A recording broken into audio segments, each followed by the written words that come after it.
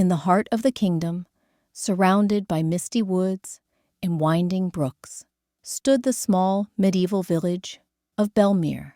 Its thatched roofs and ivy-covered cottages were humble, but the village was known far and wide for one thing: bread.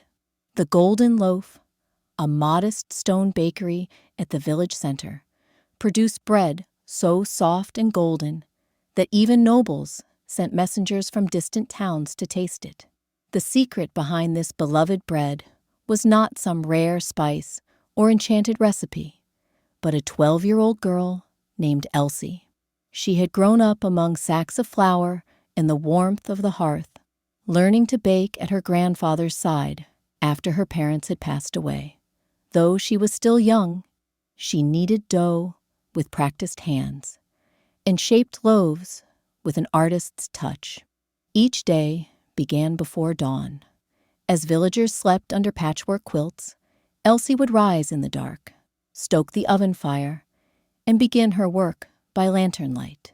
She loved the quiet hours, when the village still dreamed and the world smelled of rising yeast and wood smoke. On the morning of the Starlight Festival, a winter celebration when every village and town lit lanterns to honor the longest night, excitement stirred in Bellmere. Banners were hung, garlands of winter berries were draped above doorways, and preparations for the evening feast had begun. But before the sun had fully risen, a royal messenger galloped into the village square. He carried troubling news. The wooden bridge connecting Bellmere to the royal castle had collapsed during the night, swept away by ice-choked waters. With no way for wagons to cross, the castle's kitchens would remain without bread for the king's feast. The villagers gathered in dismay. The Starlight Feast was the kingdom's most cherished celebration, and Bellmere's bread had long been a centerpiece at the king's table.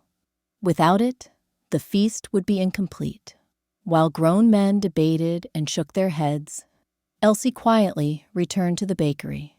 She filled a wide basket with the finest loaves, still warm from the oven, and wrapped them carefully in linen.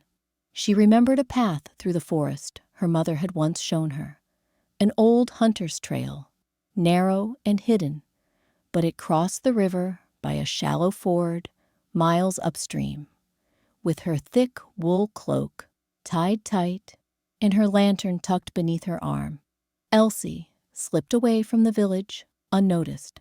The forest was hushed and pale under the winter sky. Snow clung to the bare trees, and the trail, little more than a memory, wound between gnarled roots and patches of frozen bramble. Elsie moved with quiet confidence, guided by instinct and the rhymes her mother had sung when she was small, verses that spoke of mossy stones and listening trees. Hours passed, and the forest deepened. A cold wind stirred the branches above, and in the distance, wolves howled a lonely chorus. But Elsie pressed on, never wavering, her hands gripping the basket and her breath rising in soft clouds. At the riverbank, ice gleamed like broken glass. She found the shallow crossing, picked her way over the slippery stones, and entered the final stretch of woods. Her boots were soaked, and her arms ached from the weight of the bread, but her spirit remained steady. As dusk fell, the castle's towers rose ahead, their windows glowing like stars. Guards were surprised to see a lone child emerge from the forest path, her cloak dusted with snow and her basket full. But they stepped aside, and soon the bread of Bellmere filled the royal kitchens, just in time for the feast. That night, as nobles dined by candlelight and the king raised a toast, few knew of the quiet journey that had saved the tradition.